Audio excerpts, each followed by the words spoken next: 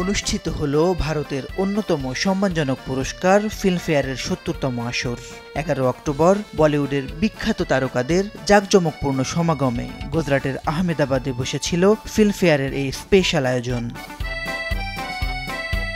শাহরুখ খান ও করণ জোহর জুটির হাস্যরস আর মনোমুগ্ধকর সঞ্চালনায় জমে ওঠে পুরো ফিল্মফেয়ার প্রাঙ্গণ। পাশাপাশি কাজলের সাথে কুচকুচ হোতা হ্যায় ছবির গানেও পারফর্ম করেন শাহরুখ। এছাড়া চলচ্চিত্রে অবদানের জন্য সিনে আইকন দিলীপ কুমার, মীনা কুমারী, অমিতাভ বচ্চন, জয়া বচ্চন, শ্রীদেবী, শাহরুখ, কাজল এবং করণ জোহর সহ কয়েকজন আইকনকে করা হয়েছে পুরস্কৃত। এবারের আসরে সেরা চলচ্চিত্র ও সেরা নির্মাতা সহ সর্বাধিক ১২টি পুরস্কার জিতেছে লাপাতা লেডিস সিনেমাটি। জনপ্রিয় শাখায় সেরা অভিনেতা হয়েছেন যৌথভাবে কার্তিক আরিয়ান এবং অভিষেক বচ্চন। জিগরা সিনেমায় অনবদ্য অভিনয় করে সেরা অভিনেত্রীর পুরস্কার জিতে নিয়েছেন লেডি সুপারস্টার আলিয়া ভাট।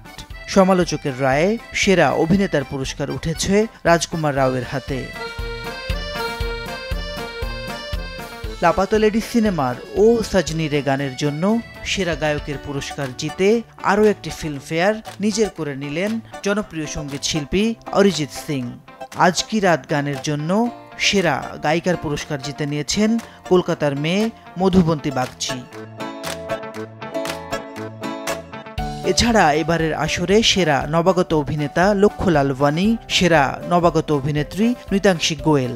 এবছর আজীবন সম্মাননায় ভূষিত হয়েছেন প্রখ্যাত অভিনেত্রী জিনাত আমান এবং সদ্য প্রয়াত ক্লাসিক নির্মাতা শ্যাম বেনেগাল।